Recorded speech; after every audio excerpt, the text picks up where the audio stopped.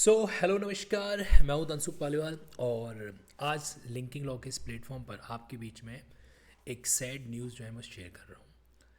आज एक घटना के बारे में आपको बताना चाहता हूं। केरला स्टेट तिरुवनंतपुरम के अंदर कोर्ट प्रेमाइसिस के अंदर जो वकीलों का चैम्बर होता है, तो चैम्बर के अंदर एक ऐसी दर्दनाक जो है कहानी बाहर आई जो अपने आप में लीगल फैटर्निटी के ऊपर एक तरीके से एक धब्बा लगाने वाला काम है, जो यहाँ पर आप उसको कह सकते हैं।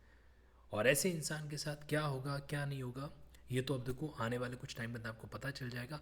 हाल फिलहाल मैं आपको बताना चाहता हूँ कि मामला क्या है। मामला ये है कि आप जैसा स्क्रीन पर देख पा रहे हैं,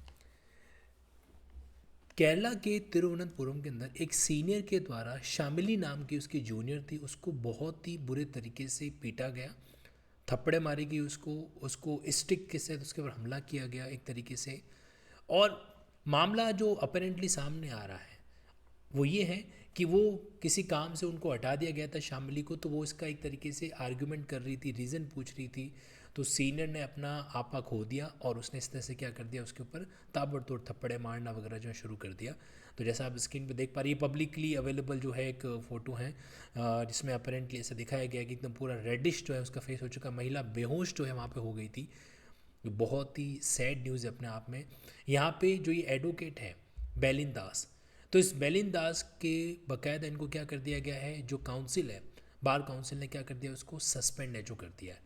राइट। तो इस तरह का एक ब्रूटल असॉल्ट का जो केस है जूनियर वुमेन लॉयर पे। और सैड बात ये भी है कि ये जो महिला है वो एक 6 महीने के बच्चे की मदर है।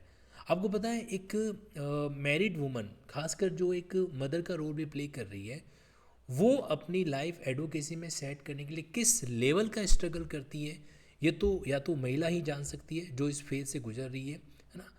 क्योंकि बहुत ही तरीके से इनके लिए स्ट्रगलिंग फैक्टर होता है, इन लॉज को कन्विंस करना, हस्बैंड को कन्विंस करना, क्योंकि सबके माइंडसेट में ही रहता है। और अब ये घटना पता है क्या करेगी, ये घटना इस तरह की चीज़ों को और बढ़ावा देगी कि ये आप कोर्ट गए थे, कोर्ट में गए इसलिए ऐसा सब कुछ है जो हुआ। तो अब यहाँ पे ये बहुत ही सोचने वाली बात है कि इस तरह की चीज़ें जो है नहीं होनी चाहिए।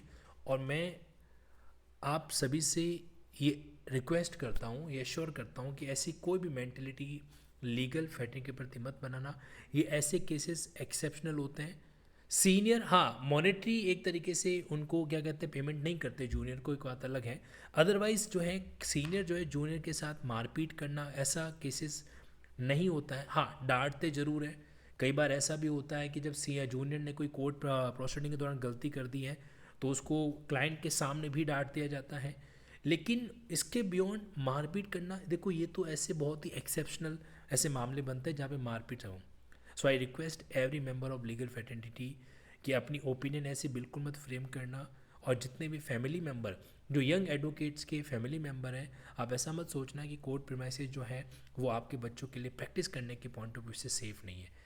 ये ऐसे रेयर केस हैं और ऐसे रेयर केस को ऑब्वियस सी बात है किसी भी तरीके से सपोर्ट करने का कोई सेंस यहाँ पे बनता ही नहीं है।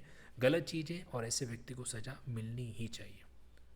मैं उम्मीद करता हूँ कि इस कहानी से आप एक पॉजिटिव सबक लेंगे। हमें नकारात्मक छवि जो है अपने लीगल फैटर्निटी की नहीं लेके जाना है। Thank you so much.